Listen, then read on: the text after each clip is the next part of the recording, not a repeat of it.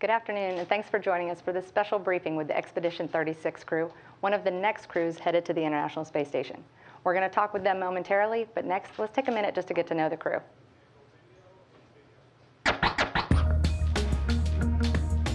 Fyodor Yurchikhin is a frequent flyer to space, logging over a year in orbit during 3 space flights. The 5-time spacewalker is a father of 2 and enjoys reading science fiction, collecting stamps, and sports. Fyodor will become the station's 37th commander.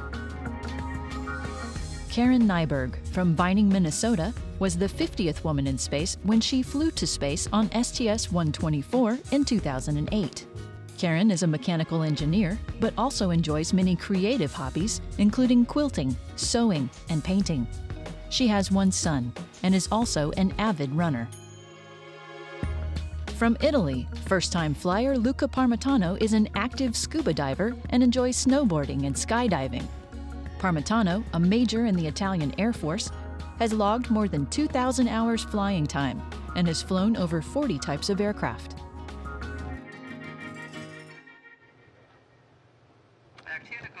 All right, it's a great video and just a glimpse of some of the fascinating backgrounds of some of you. So with that, let's just go ahead and start introducing our guests. We have NASA astronaut Karen Nyberg, Fyodor Yurchikhin, who will be the commander of the Soyuz and also leading Expedition 37, and from the European Space Agency, Luca Parmitano. Hello. Thanks, guys, for joining us.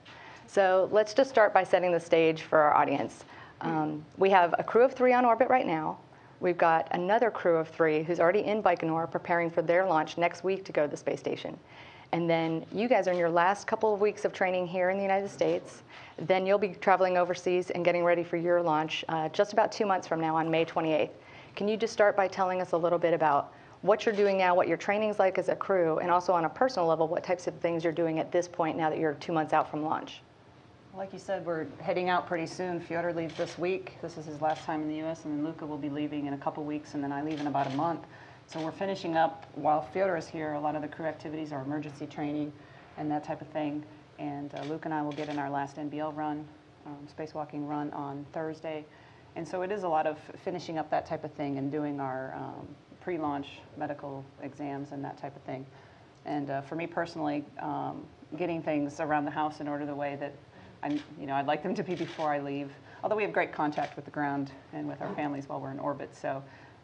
But I went out and picked a preschool for my son and things like that, but he'll start next fall. So a lot of little things like that that we're finishing up. Yeah, and like Karen told me, then it's my session here. I done with every emergency training here. I don't know what is the more terrible, emergency training or have a power with these guys. Yeah, we are free and we understand about each emergency situation now. Unfortunately, why? Because anytime when I am in Houston, it's with love in my heart. Yes, it's great time here. It's great meetings with all my instructors since my first shuttle flight with the new one, and it's great time. And everybody here is very warm, very soul, very friendly, very helpful, etc., etc., etc. So the crew, I am ready with this crew, and I hope the crew ready with me, like with commander, because I am very old, and like old man, sometimes I argue with everybody. Yes, but we are lucky, we are on straight, and we are prime now for May. Thank you. Right. And Luca, anything you want to add? As Karen said, Karen and I have a lot of training together in this final session here in Houston, so we get to spend a lot of time training together, kind of refining the details of our operations in orbit. And then for me, there's a lot of medical operations, collecting data that will be used when I come back for science, and payloads operations, sort of to fix it in my mind before I go in space, and hopefully it will help me not break anything, which is one of my first goals since I'm a rookie. So. Great. Well, thanks. With that, we're just going to go ahead and start taking some questions from the folks who are here. We have media representatives as well as some social media participants joining us here at the Johnson Space Center today. So just a reminder to please raise your hand and state your name and affiliation when the mic Microphone comes to you. Thanks. Gina Sinceri, I have two questions. Luca, you've got two challenging spacewalks on this mission. Tell me about the training and how prepared you are for any emergencies that might come up. And I'm particularly interested, I know spacewalks are really hard on your hands. So what kind of advice have guys given you about that? So personally, I think that any spacewalk is challenging, not specifically the two that are planned in my increment, but any, just because the environment is so different from anything we know here on Earth. Chris and I have been training together underwater, preparing for the tasks that we will be doing. It's a special challenge, the fact that while previously during the shuttle times, EVAs were highly choreographed, so everything was planned and choreographed and trained over and over again until every step was perfect. On the station, we don't have that luxury to train as much, so we need to be a lot more flexible. And as a matter of fact, we will receive our procedures while we are on orbit, and then we'll have time to study and brief each other what we're going to do. Preparing for emergency situation is something we do all the time. We know our suits really well. We have simulators where we can see what the responses of the suit are into an emergency, and we train to respond to those, and just by knowing the systems and what they let us do. Of course, the ground will be there to support us. One of the biggest challenge for a spacewalk, one of the greatest emergency would be loss of contact with the station, so tumbling in space. We have a virtual reality simulator that is very realistic, very challenging, even though probably any of the kids of today's age playing with video games would find it a child's game. But for me, it's very challenging, flying back to the station using the safer system. But we have the capability to train for those. And finally, I've been training underwater. I've done in excess of 20 dives in the suit, I think. And yes, it is very physically demanding. My only suggestion to anybody who is trying to be assigned or would like to perform in the suit is to work out, to prepare physically by going to the gym and upper body strength. Of course, we have to combine that with our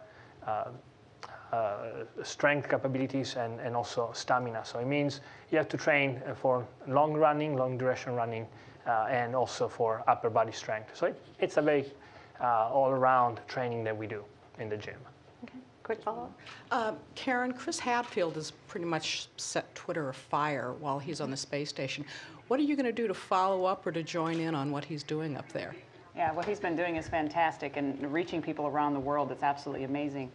I haven't decided yet whether I'll do Twitter, but I've been using Pinterest for a couple years and absolutely love it because of my other hobbies, and have actually started on my own personal account adding some space things. And I think it would be kind of neat to actually add on to that while I'm there, if I can. Yeah, and definitely we're going to do as much as we can to share what we're doing up there with the rest of the world. Gerhard Daum with the German Space Agency and Space Association. Question for Karen. You flew already on a 14-day shuttle mission. What are you looking for most on the long-duration flight of almost 6 months? I'm very much looking forward to living there. There's a big difference between 14 days. It's a sprint. You're go, go, go constantly, and you don't have a lot of time to reflect on what you're doing as you're doing it. In fact, there's a lot of that mission that I don't really remember. And I look at pictures and I'm like, oh yeah, we did that. And so I think with the longer period of time, I'll have time to actually get it ingrained in my brain of where I am and what I'm doing. And I won't need to go back and look at those pictures to remember what it is that I've done. Question for Luca. You already talked about the 2 EVAs. What are the major tasks on these EVAs? So we have several tasks. Making a list here would be kind of long, but I can say that one of the major ones for the first EVA would be setting the space station for the arrival of the Russian module MLM, Nauka. I would describe that creating the environment for the MLM to be connected with power and data from the rest of the station. In a way, it's increasing the capability of the space station. We will be also retrieving some of the experiments that are outside right now. They've been outside. We will bring them inside so that they can be brought back to Earth and studied by engineers and scientists. So again, as everybody knows, part of the station is one of the main jobs of the space station is create science. So this is what we're going to do. And then we will also be replacing, substituting, performing some maintenance to increase the longevity of the space station. Space is an incredibly harsh environment, so we need to periodically perform maintenance activity to make it better, including installing thermal blankets in some specific parts of the station to protect it. Okay. I have two questions. First, a general question for anyone. It's expected within the next couple of weeks that a paper is going to be published with the initial results from the alpha magnetic spectrometer. Luca, I know you mentioned it's important for the ISS to be doing science. Was hoping that someone might discuss the significance of that in terms of showing that the ISS is doing good science, because those results are expected to be pretty significant with respect to dark matter. I think that when we think about the space station, we need to focus on three main aspects of what we do in space. Science is certainly a huge part of what we do on the space station. Technology and exploration are the other two. I personally, from my personal point of view, is that exploration is incredibly exciting. Technology is obvious. We always experiment and test new technology on the space station in orbit. Science sometimes, because of its nature, can be overlooked, and we shouldn't. On the space station, every week, our astronauts perform over 30 hours of science per week, and out of those 30 hours, thousands of papers and scientists are working constantly, generating new knowledge. And now the AMS is a unique machine. It's looking into the past. If you want to think about it that way, it's looking so far away, collecting the very first particles that were generated, and letting us understand how the universe is made up. Dark matter is one of the greatest mystery of science, and it's a frontier for science. So if we can break into that frontier, the results for our understanding are still unimaginable, because we just don't know what's happening. In that sense, I don't think I can highlight or stress enough the importance of the breaks that in science and knowledge that come from what we do on the space station. Okay. And a question for Karen. Dennis Tito recently announced a plan to send a married couple to Mars. Is that something you've discussed with your husband, and is it something you two might be interested in? No, we haven't discussed it per se. Obviously, we have a son, so if he couldn't go, then there would be absolutely no way in the world. And my dog. I wouldn't leave my dog. And friends. And my friends. A question like that is hard to answer until the possibility is absolutely there to do it. And so, right now I'd have to say no. I don't think we would do it. But you never know when it gets down to it, and people are actually doing it. And depending on who can go with me, it would make a big difference. Okay, we're going to switch just for a moment. We've had the invitation for people to be able to submit questions via Twitter using the hashtag AskNASA. And Amiko Cotter, I think, has got a question for us. Yes. Okay. So we have a question here, comes to us on Twitter from Anthony. What is the most common problem on an Earth orbiting space station that astronauts train for? Fyodor, you want to answer that?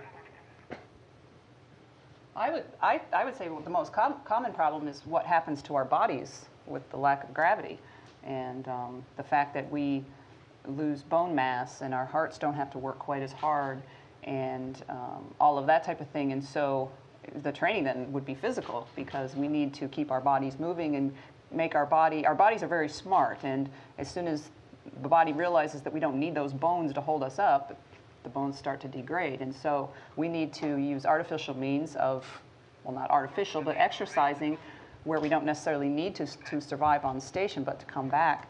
So I would say that's probably the most important that I see. Okay. And one more question via Twitter? Yeah, we have another great one. This one comes to us on Facebook. It comes from C. Noyes.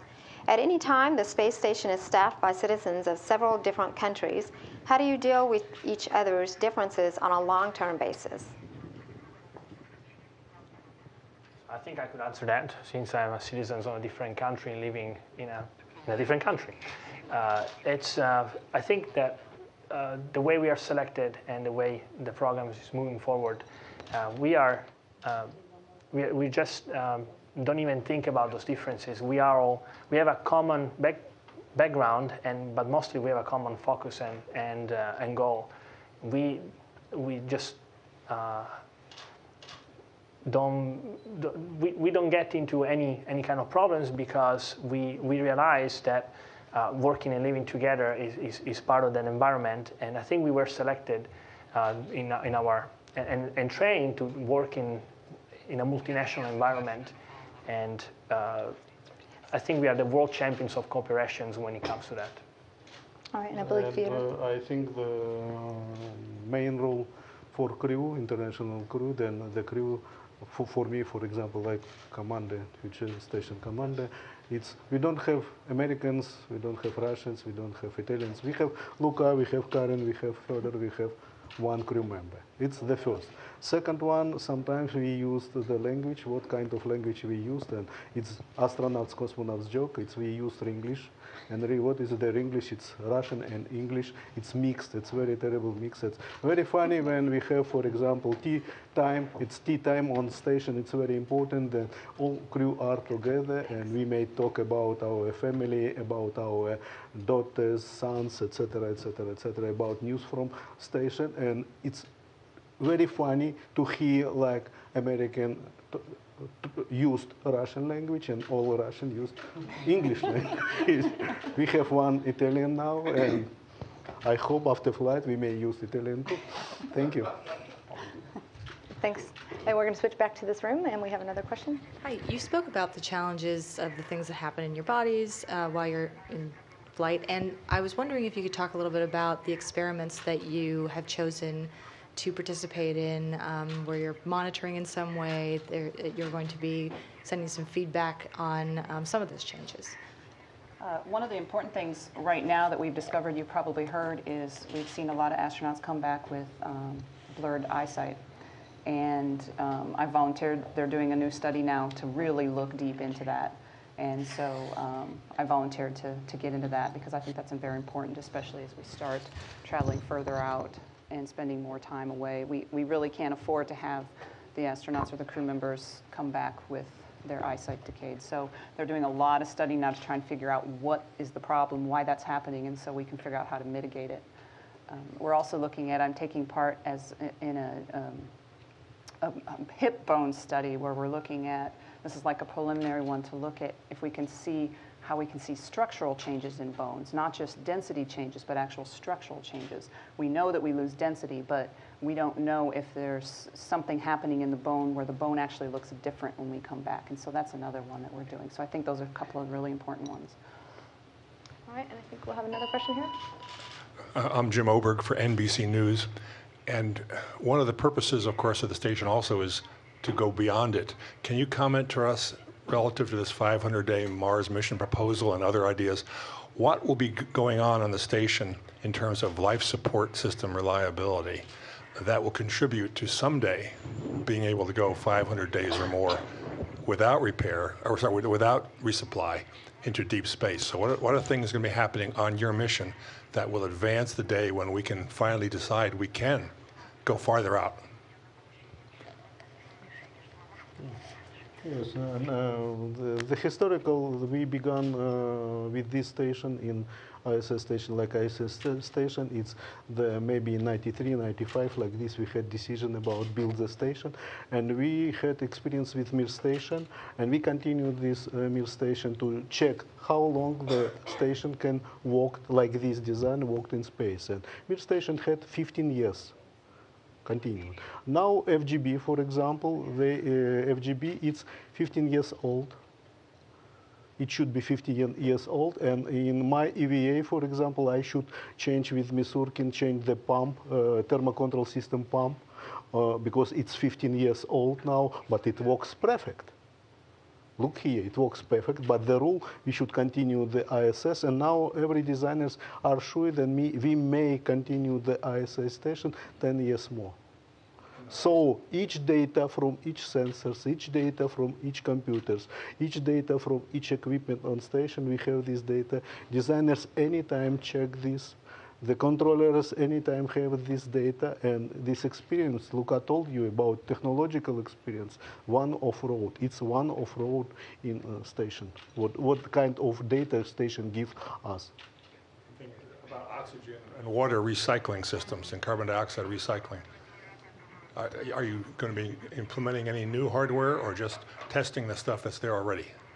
In our increment, I think we'll just be continuing to use the systems that we have where we are recycling the water, we are producing the oxygen, and the systems have been working very well, and I'm sure there's going to be times when they break down, and that's when we learn, and continue to study how to optimize them, because certainly we need to be able to be able to recycle and eventually bring in plants so we can absorb carbon dioxide, produce oxygen that way as well for the long term. So. Yeah. And you should understand that we now have Russian and American systems, and we have backup system for each side too. So it's 3 or 4 times it's safe. There is one piece of equipment that's coming up on the station with us, and it's an O2 sensors for oxygen. That one will be used from now on. So it's a new equipment. It's an evolution of older equipment that we had on the station. So the idea is that yes, we keep testing and we keep evolving in our knowledge and in our equipment. One of the experiments that will be on the station while we are up, as a matter of fact, is also another sensor for the control of the quality of the air. And this specific sensor, I'm talking about it because it's an Italian experiment, but it just happened to be on the station while I'm up. And what it is, it analyzes particles in order to understand what is the quality of the air. Repercussions are both for the space station, where obviously to work in a healthy environment is important for astronauts, especially for a long duration.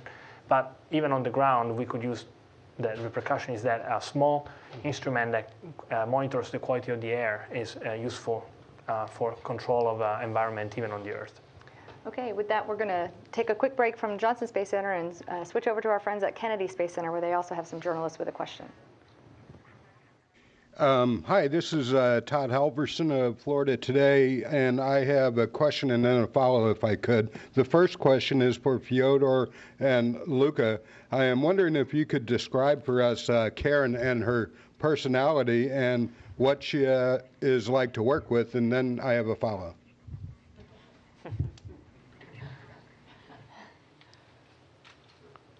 Nobody asked me. I can start. Karen and I have met since the very first day that I moved here to Johnson Space Center from the European Astronaut Center, and we've been training together ever since. And ever since the beginning, Karen is a flown astronaut, a wonderful experience, and the relationship between us is that for me, she's like a big sister, the cool big sister that has done it before and can teach me how to do it myself, and it feels like that. We train together, but also outside of the space training environment, we go running out together, we go to the gym together, and we share our experience. She's a mother, I'm a father. We talk about our kids who happen to have to be the same age. So it really is like that. It's Karen is the cool big sister that every guy would love to have. And we do have a follow-up. Yeah, I did. Thanks. This is for Karen. You're an avid runner and an accomplished marathoner. I'm wondering if you can tell me how you think that experience might serve you during your tour on the space station. Thanks. Yes, I haven't run marathons recently, but when I was not a mother and training for spaceflight, I did quite frequently. And I think one thing marathons teach you is invariably when you're in the middle of a marathon, usually around somewhere between mile 15 and 25, there comes a point when you just can't stand it anymore and you want to quit really bad. And I think, and you find a way to power through it, and in the end it turns out that you're so happy you didn't. And there were a number of times where I'd walk at a water station drinking my water, and I'm like, I can't make one foot go in front of the other again, but I did. And I can imagine that when you're on space station for such a long period of time and you miss your family dearly, that at times you probably wonder, how in the world am I going to make it till tomorrow? I want to give my son a hug, but you'll power through it. And I think that kind of correlates well, and you find the strength to do what you need to do to get the job done. Really good words. With that, we're going to switch over now to the European Space Agency, which also has some questions for us.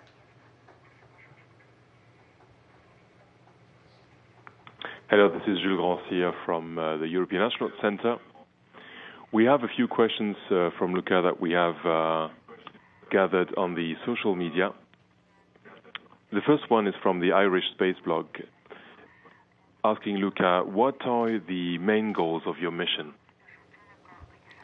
Oh, wow, main goals. So, well, as I said before, I like to think that in my expedition we actually do work on the three objectives of technology, science, and exploration.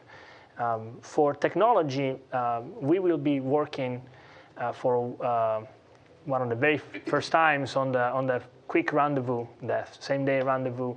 It's a new development. It's something that until now it has not been done. It will be done one time before we do, but Fyodor and I will be the first international crew to work on it. So I'd like to think that that's a small contribution, and it's one of the objectives I'd like to accomplish. Of course, I'm looking forward to to perform all the tasks in my EVAs that are planned now, and certainly that is something that is very much on my mind. Thirdly, I would like to comply with the requirements of the space station for the science that we do, and again, possibly not break any of the experiments.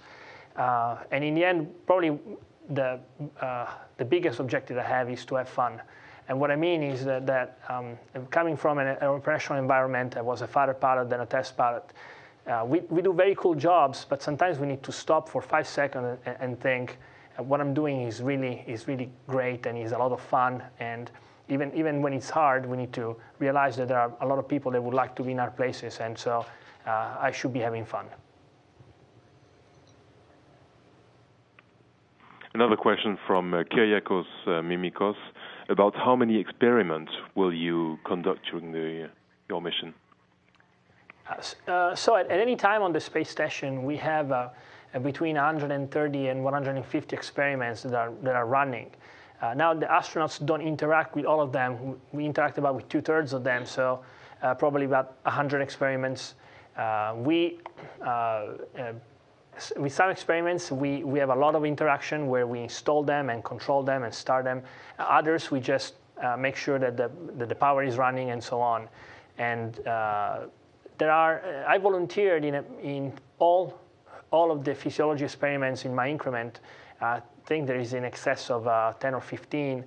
And those obviously require a lot of interaction from my part because I will be the subject of the experiments. So I would say that completely answered the question. So about 20 where I'm deeply involved, about 100 that I will be interacting with, and about 150 that are running currently on the station. And about that, Anakel is curious to know if you will do the experiment with the fire. With fire, hopefully, hopefully we are talking about.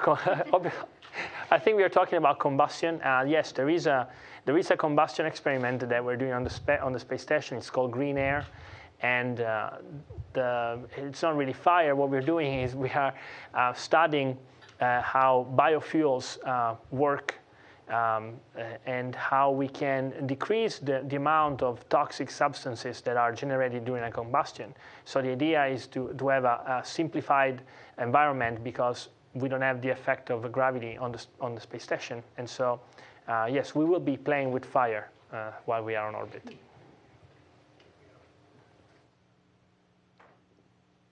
Another question from Rainer Kresken.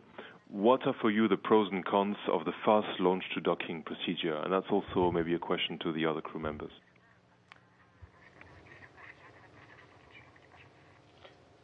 I think the question is about the short rendezvous, for orbits and long rendezvous days, yes. And for me, because it's now the first of all, it's the Pavel's crew, it's Pavel Vinogradov. The launch it should be in end of March. It's the first.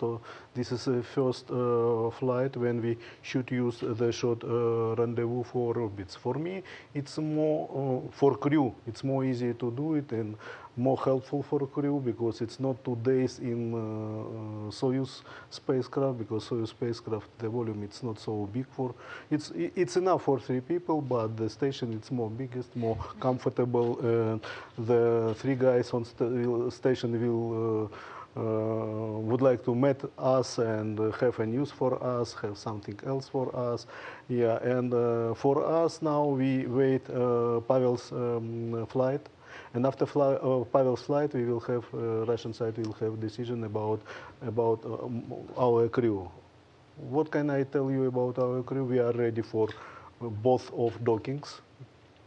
We wanted altogether have a short flight rendezvous. I asked Karen the first, and I asked Luca when we began discussion about this. I told about the plus and minus for both of these, and after several trainings now in Star City, we understood, each of us understood very nice the task, everybody's task for a short flight and short rendezvous. It's 4 orbits. I wanted to have 4 orbits because it will be the first time when the 2 foreign astronauts in the crew, and we can do it this. I am sure about Luca, like flight engineer. I am very sure about Karen, and I would like to use Karen's space experience in this time because I give just a little more options for her, not like on procedure. So we want it, but the decision again, it's after Pavel's flight. Thank you.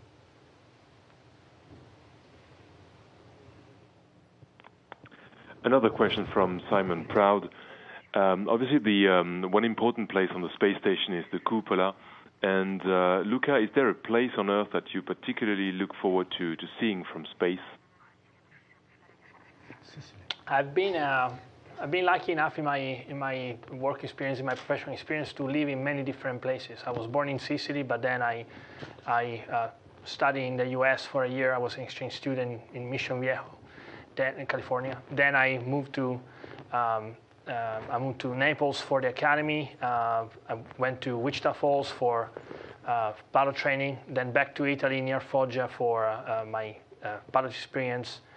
Then Rome as a test pilot, France for school, Germany, now in Houston. So I have a list of places where I lived that I'm attached because I lived there, and I have a special relationship with each and every of those places. So I would like to have a good sight from space and take a nice picture.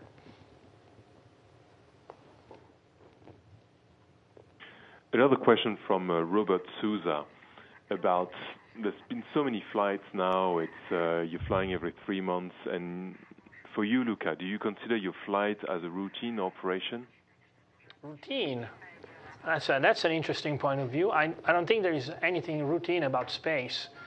The thing is that our engineers are very good, and they make something extremely complicated like spaceflight look easy, but that doesn't make it easy. They make it look easy. So there's nothing routine about spaceflight. Every launch is a test, is an experiment. Every day is a challenge. Every day on the space station, we need to support the life of 6 people, completely isolated from Earth. So quickly, no, there's nothing routine about spaceflight. Thank you. And the last question from Isa, from Joachim Baptiste.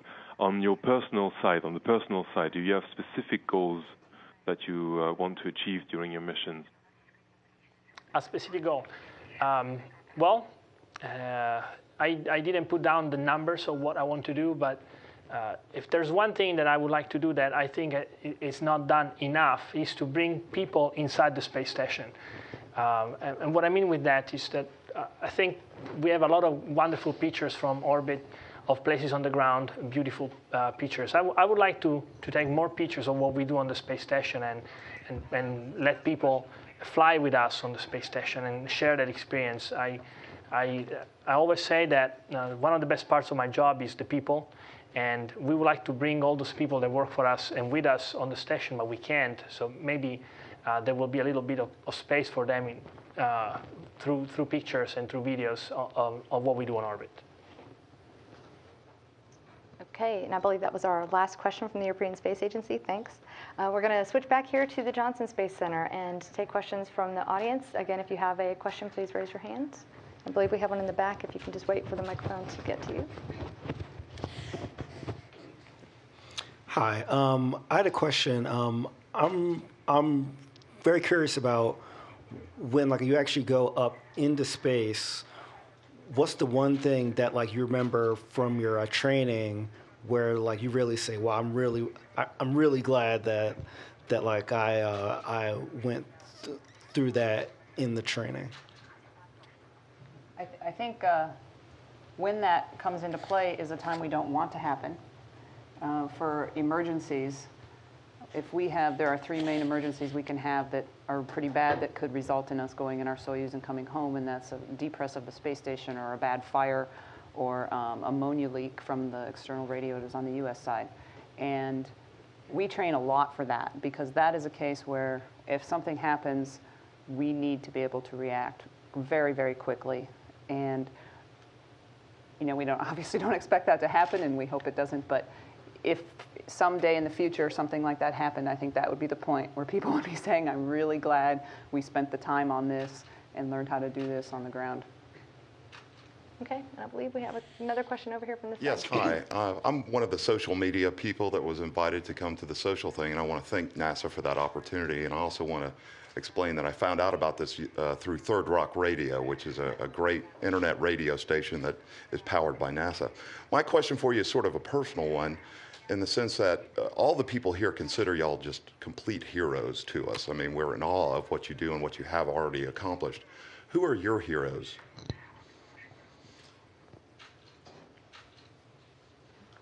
I stumped. Okay. Did we stump them? For me, it's the question. It's very easy because for me, the hero #1 for each time, any year, any century, it's Yuri Gagarin, first man who flew into space.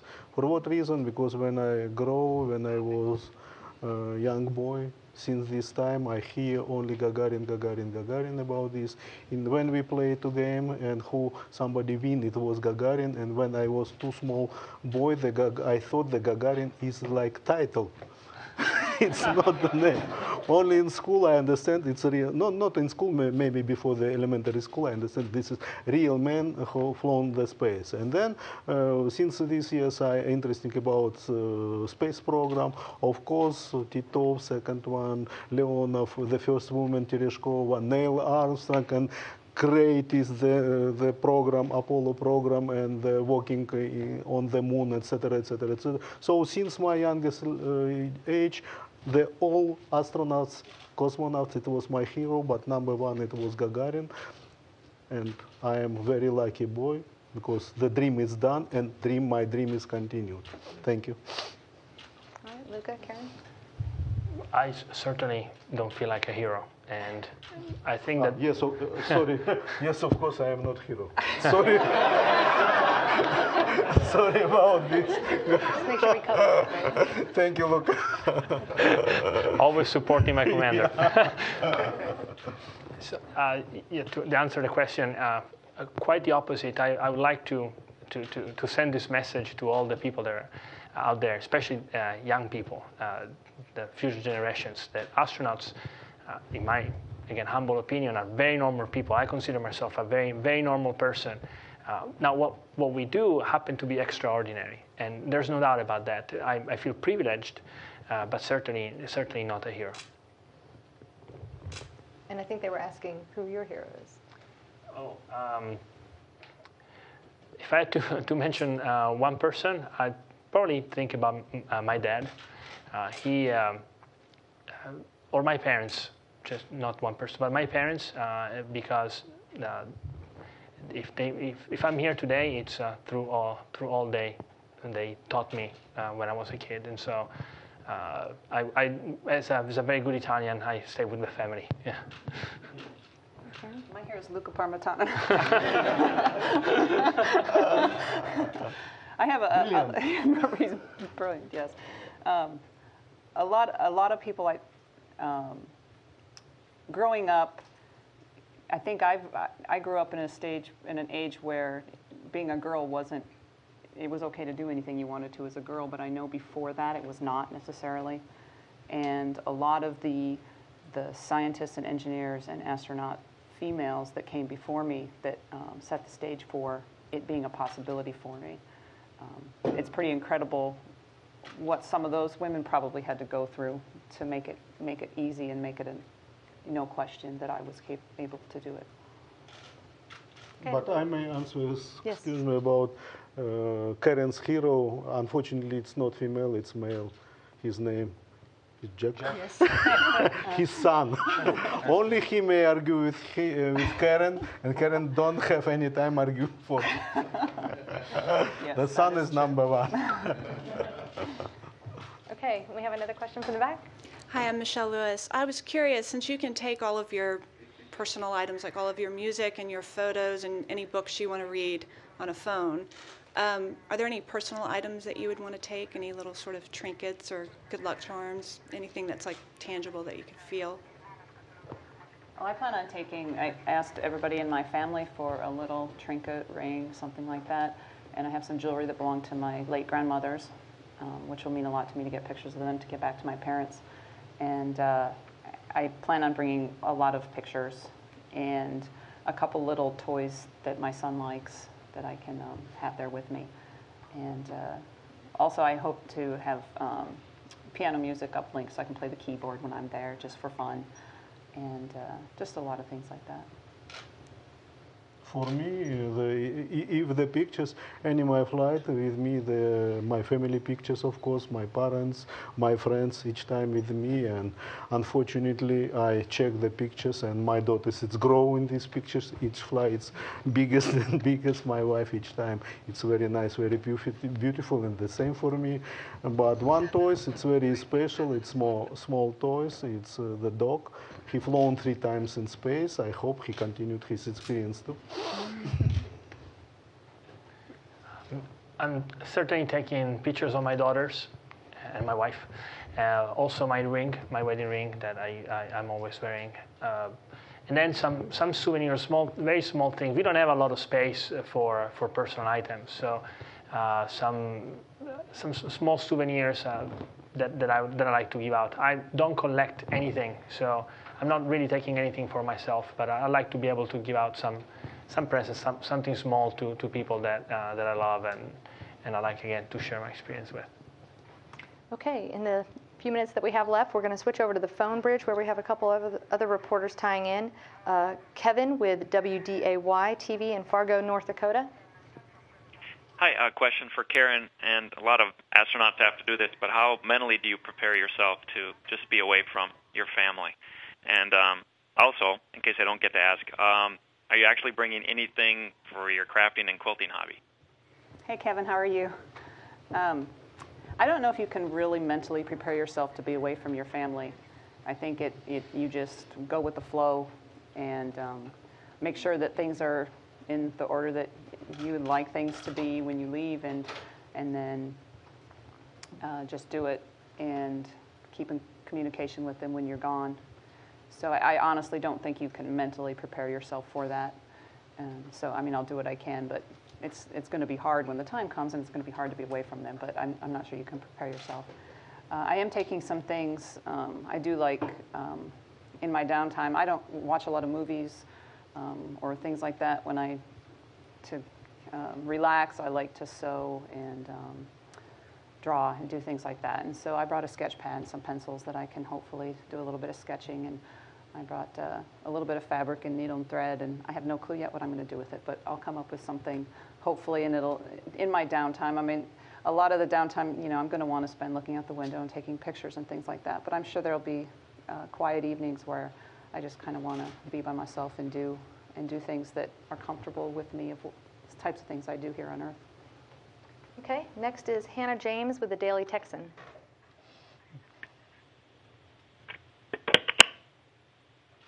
Hi there, Karen. I had a question for you, especially regarding University of Texas. I'm from the Daily Texan at UT, and I was kind of curious as to how your experiences in graduate school affected your career as an astronaut. Yes, I spent 4 years at the University of Texas at Austin doing graduate work, and I actually worked on a grant with NASA, and so I was able to work directly with people at NASA while I was in graduate school, and I think that was valuable. And my advisor at UT was an incredible person and very supportive, and just being in Austin, I love Austin and UT, so it was a great experience. Okay, and next we have Tarek Malik with Space.com. Thank you. I have a question for Karen and for Fyodor. I'm just, wondering, as the veterans for this crew, if there's one thing that you, I guess that you have for, or were really hoping to do on your previous flights that you really are looking forward to squeezing into this one. What that might be, if it's just looking at one spot on Earth or doing one thing in zero gravity, that kind of thing. Thanks. Well, I would really like to get a picture of my hometown. I'm not sure we'll actually see my hometown, but hopefully we'll see the lakes around it. It's a very small town in Minnesota. And on my shuttle flight, there were a couple opportunities where I wasn't busy and we happened to be flying over the town in the middle of the day, but then it was cloudy. And so I'm hoping over a 6-month period of time, I'll be able to get a couple pictures of that area, so the people in that area can see from space. And I think it'll be special for me to get some pictures of that. And for me, first of all, I am Russian, so sorry for Karen, because Karen cannot be the veteran. It's impossible. Yes, very experienced woman, but it's not veteran. Yeah. Karen, it's possible to me, and for me, this is very interesting. After so many times in space, what else? Luca told you that each space flight it's a new. Each space flight cannot be routine space flights. For me, I hope we will have. We would not have off-nominal situation on space, and for me, the very important now it's 3-way in my rule. It's exactly 3-way. It could be the possibility it's 1 or 2 more. So I am ready for this way. I wanted to have the time and check how the Earth planet again looks with open eyes through helm, not through illuminator. It's great time for me. Many interesting because I take a lot of pictures and have so many photo exhibitions, but I never take for example, the Great Wall, because anytime in my flights, in all 3 flights, it was the clouds in this place.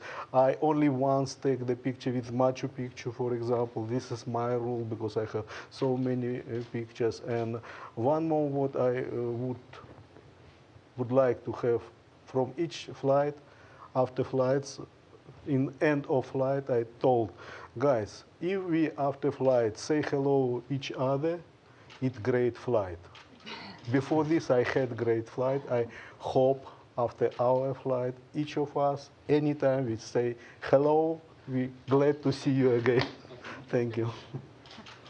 Great. We're going to switch back to taking a few more questions via Twitter. Again, that was the hashtag #AskNASA. And Amiko, I think you have another question. Yeah, we have a good follow-on question to the question about photos of the Earth. This one comes on Twitter from Sif. What are the specs on the cameras that you will use to capture the Earth? And talk a little about your training, photography training.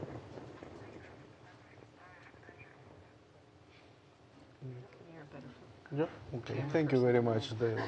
I have great crew.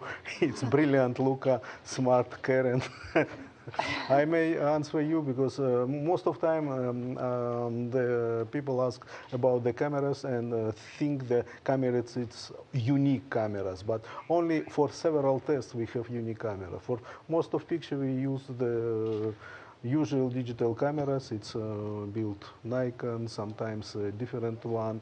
Yes, now on American segment we have very nice IRED camera, and I think the first crew who used this, it was many great people did it by Don Petit in this flight, yes, and we continued. We starting training with these cameras, IRED, digital camera, and usual digital cameras. And the problem only the one, you should very fast change the our lens, because we have different lens. We have from 14 millimeters to 100.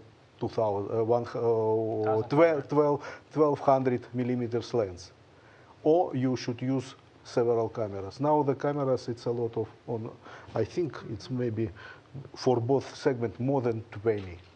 Each of us may use several cameras, but it's usual cameras. It's not so unique camera. Okay, we can take one more. We have another one. This one is has to do more with the trip to space station.